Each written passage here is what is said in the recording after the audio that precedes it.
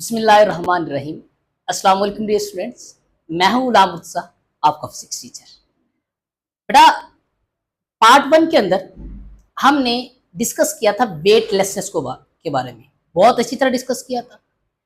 अगर आपने इस टॉपिक का, इस लेक्चर का पार्ट 1 नहीं देखा, जिसके अंदर मैंने आपको वेटलेसनेस के बारे में बहुत डिटेल के साथ डिस्कस किया है, बताया है, तो आप पहले जाके वो लेक्चर देखें और फिर बाद में आप इस वेटलेसनेस इन सैटेलाइट को आके समझें। मैंने वेटलेस, ये जो हमारे पास जो प्रीवियस लेक्चर है उसका जो लिंक है वो मैंने डिस्क्रिप्शन में दे दिए। अब वहां से जाके आप लिंक के थ्रू आप वो लेक्चर देख सकते हैं। आइए हम बगैर टाइम वेस्ट किए हम ये लेक्चर स्टार्ट करते हैं। बेटा, हमारे पास सबसे पहले आपने कुछ दो की पॉइंट्स याद रखने। वो कौन से दो की पॉइंट्स याद रखने? कि when satellite launched into the desired orbit, all object around the earth is in a weightlessness। कहते हैं कि जब भी आप किसी सैटेलाइट को एक डिजायर ऑर्बिट के अंदर लॉन्च करते हैं तो वो जो सैटेलाइट है और उसके अंदर जितनी चीजें हैं वो सारी की सारी वेटलेसनेस की कंडीशन के अंदर होती है। सर ये कैसे? सर बेटा याद रखना है आपने, मैंने प्रीवियस लेक्चर के अंदर बताया था कि जब भी कोई भी ऑब्जेक्ट हमारे पास फ्रीली फॉल करता है तो उस वक्त उस ऑब्जेक्ट के ऊपर ग्रेविटेशनल पुल तो लग रहा होता है, लेकिन उसके ऊपर रिएक्शनल फोर्स नहीं होती। अगर रिएक्शन फोर्स नहीं है, रिएक्शन फोर्स तो लगती है हमारे पास अर्थ के कांटेक्ट के साथ होने से। जब वो ऑब्जेक्ट हमारे पास अर्थ की रिवॉल्व कर रहा होता है तो वो अर्थ के साथ कांटेक्ट में नहीं होता, अर्थ की सरफेस के साथ, तो इसलिए उसके ऊपर हमारे पास कोई रिएक्शनल फोर्स नहीं लग रही होती। जब रिएक्शन फोर्स नहीं लग रही तो वो जो ऑब्जेक्ट है वो फ्री फॉल की कंडीशन में, और जब वो फ्री फॉल की कंडीशन के अंदर होता है तो ऑब्जेक्ट जो है वो वेटलेसनेस की कंडीशन के अंदर होता है। तो यहाँ पर मैंने लिखा हुआ है कि ये जो जब आप सैटेलाइट को लॉन्च करते हैं डिजायर ऑर्बिट के अंदर तो वो घूमते हैं ऑर्बिट के गिर, तो वो सरफेस के साथ टच में नहीं होता। तो इसलिए जो ऑब्जेक्ट्स होते हैं सैटेलाइट के अंदर वो सारे के सारे वेटलेसनेस की कंडीशन के अंदर होते हैं। तो यहाँ पे मैंने फर्दर भी लिखा हुआ है, because satellite in the state of free fall, कि जो सैटेलाइट है वो फ्री फॉल की कंडीशन के अंदर होता है। फ्री फॉल का मतलब ये कि वो हमारे पास नीचे तो गिर रहा है, लेकिन जब वो नीचे गिरते हुए इसके ऊपर ग्रेविटेशनल पुल लग रही है, मतलब जो नीचे की तरफ खींच रही है, लेकिन रिएक्शनल वेट नहीं लग रहा क्योंकि वो अर्थ के सरफेस का कांटेक्ट में नहीं है, इसलिए वो फ्री फॉल की कंडीशन के अंदर है। तो अगर वो फ्री फॉल की कंडीशन के अंदर है तो फिर इसका मतलब ये हुआ कि वो जो ऑब्जेक्ट है वो वेटलेसनेस की कंडीशन के अंदर है। आइए बेटा, जब आपने ये टॉपिक लॉन्ग के अंदर मेंशन करना है तो आपने सबसे पहले ये दो की पॉइंट मेंशन करने, फिर आपने लिखनी इसकी एक्सप्लेनेशन में क्या चीज मेंशन करनी है।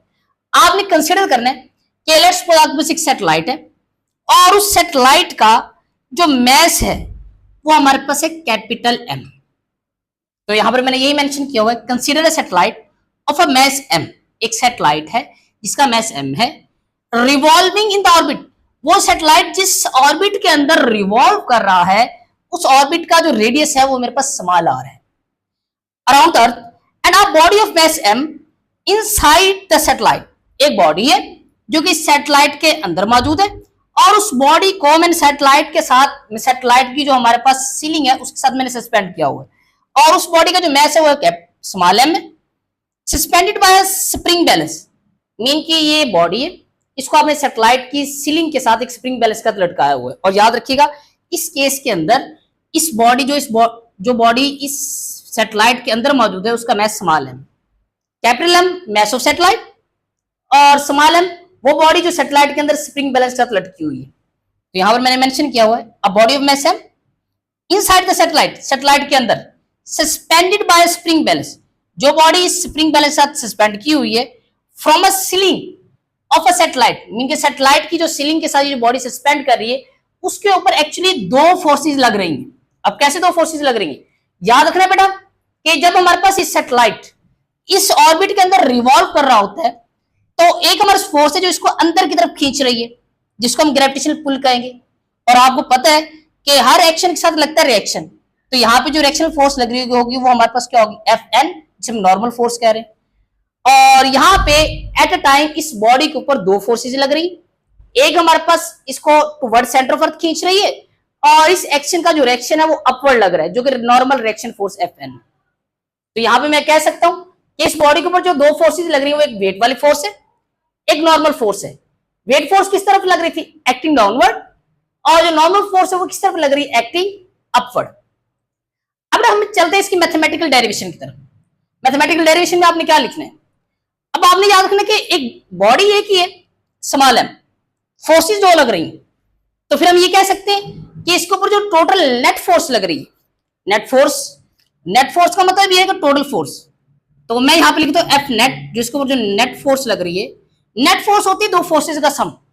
यहां पे कितनी फोर्सेस लग रही है, दो, एक एफ जी लग रही है, एक एफ एन लग रही है, तो मैं दो फोर्सेस को कर देता हूं सम, एक को मैं एफ जी कह देता हूं प्लस एक को मैं एफ एन कह देता हूं। अब बड़ा याद रखना है कि जो एफ जी है वो डाउनवर्ड लग रही है, एफ एन अपवर्ड लग रही है, दोनों फोर्सेस आपस में ऑपोजिट डायरेक्शन के अंदर है, तो मैं दोनों में से किसी एक के साथ लगा देता हूं नेगेटिव साइन, ऑपोजिट डायरेक्शन की वजह से। ये माइनस का साइन लगा दिया तो प्लस माइनस माइनस, तो ये फोर्स क्या बनेगी, ये बनेगी F G minus F N. तो यहां पे जो नेट फोर्स लग रही है वो हमारे पास gravitational force minus reactional force, और ये क्या बनेगी, ये बनेगी एम जी minus F N. Normal force है, इसको स्मॉल एन से या कैपिटल एन से जैसे भी नोट कर लो, ये बन गया आपके पास नेट फोर्स बन गया। मैंने लिखा हुआ है कि दे रिजल्टेंट फोर्स, जो ऑब्जेक्ट के ऊपर जो रिजल्टेंट फोर्स नेट फोर्स लग रही है on a body provides a centripetal force for circular motion, कि जो ऑब्जेक्ट मीन की जो सैटेलाइट हमारे पास इस सर्कुलर पाथ के ऊपर सैटेलाइट के अंदर घूम रहा है, तो वो जो ऑब्जेक्ट हमारे पास सेंट्रीपिटल फोर्स मीन के उस ऑब्जेक्ट को जो सेंट्रीपिटल फोर्स प्रोवाइड की जा रही है वो सिर्फ इस ग्रेविटेशनल पुल की वजह से नहीं प्रोवाइड की जा रही, बल्कि हमारे पास ये ग्रेविटेशनल पुल और साथ में रिएक्शनल फोर्स दोनों की वजह से प्रोवाइड की जा रही है। तो वो जो दोनों की वजह से प्रोवाइड की जा रही है, तो मैं यहाँ पे मेंशन किया हुआ जो रिजल्टेंट फोर्स है मीन कि इन दोनों फोर्सेस का जो सम है, इन दोनों फोर्सेस के सम की वजह से यहाँ पे ऑब्जेक्ट को सेंट्रीपिटल फोर्स प्रोवाइड करते हैं, इसकी वजह से जो ऑब्जेक्ट है वो सर्कुलर पाथ के अंदर सर्कुलर मोशन करता है। अगर ये सर्कुलर मोशन करता है तो इसका मतलब ये है कि यहाँ पे जो नेट फोर्स है, यही नेट फोर्स हमारे पास यहाँ पे सेंट्रीपिटल फोर्स बनेगी, तो यहाँ पे मैं नेट फोर्स की जगह पे क्या लिखता हूं, सेंट्रीपिटल फोर्स, ये बराबर है एम जी माइनस एफ एन। मैंने भी आपको बताया कि ये जो नेट फोर्स है यही एक्चुअली हमारे पास ऑब्जेक्ट को सेंट्रीपिटल फोर्स प्रोवाइड करती है, तो फिर मैं नेट फोर्स की जगह पे एफ सी लिख दिया। और सेंट्रीपिटल फोर्स का फार्मूला आपको पता है क्या होता है बेटा, यहां पर मैं साइड में मेंशन कर रहा हूं, ये हमारे पास डॉट लगा के साइड में मेंशन कर रहा हूं। एफ सी का बेटा फार्मूला होता है M V square over R, और यहां पे अगर देखा जाए तो एम वी मैं यहां पे मेंशन करता हूं एफ सी की जगह पे एफ सी का फार्मूला, तो मेरे पास क्या होगा, मेरे पास होगा M V square over R is equal to M ji minus F N हो जाएगा। अब नेक्स्ट क्या करना है हमने, नेक्स्ट काम ये करते हैं, मैंने मालूम करना एफ एन, तो एफ एन को इस साइड पे ले आता हूं और ये जो फार्मूला है उसको मैं उठा के इधर ले जाता हूं। ये क्या हो रहा है, माइनस हो रहा है, इधर जाएगा तो प्लस हो जाएगा, और यहाँ पे ये प्लस हो रहा है, इधर जाएगा तो क्या हो जाएगा, माइनस। तो ये बनेगा F N is equal to M ji minus M V square over R. ये मेरे पास नॉर्मल फोर्स बन गई, क्योंकि मैंने यहाँ पे नॉर्मल फोर्स निकालनी है। अगर नॉर्मल फोर्स हमारे पास यहाँ पे 0 हो जाती है तो बॉडी हमारे पास वेटलेसनेस कंडीशन में, तो नाम दे देना इक्वेशन नंबर 1। अब बेटा यहाँ पे देखें कि ये जो हमारे सैटेलाइट है, सैटेलाइट हमारे पास अर्थ के इर्द रिवॉल्व कर रहा है, तो मैंने लिखा हुआ कि यहाँ पे ये जो हमारा सैटेलाइट अर्थ के इर्द रिवॉल्व कर रहा है, इस सैटेलाइट को भी एक सेंट्रीपिटल फोर्स प्रोवाइड की जा रही है।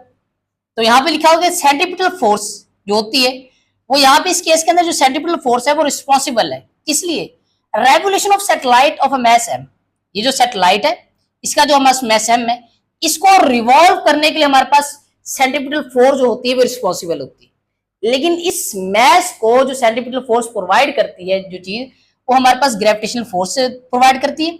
कौन सी ग्रेविटेशनल फोर्स, वो ग्रेविटेशनल फोर्स ऑफ अट्रैक्शन जो अर्थ और सैटेलाइट के दरमियान में मौजूद होती है। तो इस केस के अंदर अगर देखें तो जो हमारे पास सैटेलाइट और अर्थ इन दोनों के दरमियान में जो ग्रेविटेशनल फोर्स ऑफ अट्रैक्शन होती है इसको हम एफ जी कहते हैं, और ये बराबर है एफ सी के। एफ सी और ये फार्मूला हमारे पास क्या है, ये हमारे पास होगा एफ जी जो है वो बराबर है वेट के, और वेट क्या होता है, वेट बराबर होता है एम जी के। और यहाँ पे मैं mg लिखूंगा। यहाँ पे एक्चुअली ये जो ग्रेविटेशनल फोर्स ऑफ अट्रैक्शन है ये हमारे पास कौन प्रोवाइड कर रहा है, सैटेलाइट प्रोवाइड कर रहा है। सैटेलाइट का मैस कैपिटल एम है तो यहाँ पे मैं कैपिटल एम इंटू जी लिख दूंगा। और सेंट्रीपिटल फोर्स का फार्मूला क्या होगा, एम वी स्क्वायर। इस केस के अंदर capital M into V square over R. याद रखना बेटा, ये वाली जो मैंने इक्वेशन निकाली ये मैंने सिर्फ इस बॉडी के लिए निकाली कि इस बॉडी को जो फोर्स हमारे पास, जो सेंट्रीपिटल फोर्स प्रोवाइड की जाती है वो हमारे पास ये वाली चीज है, ये वाली इक्वेशन से निकाली। लेकिन यहाँ पे जो सैटेलाइट हमारे पास जिस सेंट्रीपिटल फोर्स से घूमता है वो हमारे पास ये वाली इक्वेशन है। अब यहाँ पे आपने क्या काम करना है, यहाँ पे आपने इस एम को इस एम के साथ कैंसिल आउट कर देना है। पीछे हमारे पास रह जाएगा G is equal to V square over R. आपने नेक्स्ट काम ये करना है कि वी स्क्वायर और आर की जो वैल्यू है वो आपने पुट करनी है इक्वेशन नंबर 1 के अंदर। अगर मैं इक्वेशन नंबर 1 के अंदर पुट करूं तो क्या बन सकता है, मैं यहाँ पे पहले लिख देता हूं पुट G इनटू इक्वेशन 1। अब G को इक्वेशन 1 के अंदर पुट करें। जब मैं इक्वेशन 1 के अंदर पुट करता हूं देखते हैं क्या बनता है। बेटा इक्वेशन 1 आपके पास है Fn is equal to mg और minus mv square over r। अगर आप सिर्फ इतना पार्ट देखें, सिर्फ इतना सा part v square over r, ये हमारे पास किसके बराबर, v square over r, g के। तो यहां पे मैं अगर पुट करूं तो ये सिंपल बनेगा मेरे पास mg वैसे का वैसे माइनस ये mb वैसे का वैसे, और यहाँ पे v स्क्वायर और r की जगह पे मैं पुट कर देता हूँ g। v स्क्वायर और r की जगह पे मैंने क्या पुट किया, g पुट किया। तो mg में से mg माइनस करें तो ये हमारे क्या बचेगा, 0। तो ये बनेगा Fn इज इक्वल टू 0। यहाँ पे अगर आप देखें तो यहाँ पे मेरे पास जो नॉर्मल फोर्स है इस केस के अंदर 0 आई। तो यहाँ मैं लिख सकता हूँ कि normal force acting on body, normal force is 0। Normal जो फोर्स है वो हमारे पास 0 है। और हम पीछे पढ़ के आए हैं कि बॉडी के ऊपर लगने वाली जगह अगर हमारे पास जो नॉर्मल फोर्स है, जो रिएक्शन फोर्स है, अगर वो 0 हो जाए तो उस वक्त जो बॉडी होती है वो हमारे पास वेटलेसनेस की कंडीशन के अंदर होती है। तो यहाँ पे मैंने प्रूव कर दिया कि जो बॉडी है, बॉडी के ऊपर लगने वाली फोर्स, नॉर्मल फोर्स 0 है। तो इसका मतलब है कि यहाँ पे जो बॉडी वो वेटलेसनेस की कंडीशन के अंदर है। तो ये चीज आपने भूलनी नहीं। तो बेटा उम्मीद करता हूँ कि आपको ये जो लेक्चर है वो बहुत अच्छी तरह क्लियर हो गया होगा। अगर आपको समझने में या कहीं पर भी कोई कंफ्यूजन है तो आप विदाउट एनी हेजिटेशन आप नीचे कमेंट बॉक्स के अंदर कमेंट करके पूछ सकते हैं। तो आप तमाम लोग अपना बहुत सारा ख्याल रखिएगा। नेक्स्ट लेक्चर, अल्लाह हाफिज।